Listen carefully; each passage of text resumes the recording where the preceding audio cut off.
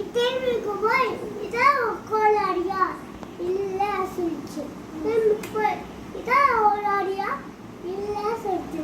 திரும்பி எடுத்து போய் இதா இதா சொல்லிச்சு. ஆமா சொல்லிச்சு.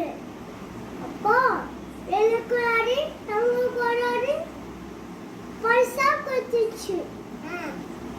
அப்பா அம்மா போய் வீட்டுக்கு போய் தூங்கு. படம் முடிஞ்சிச்சு.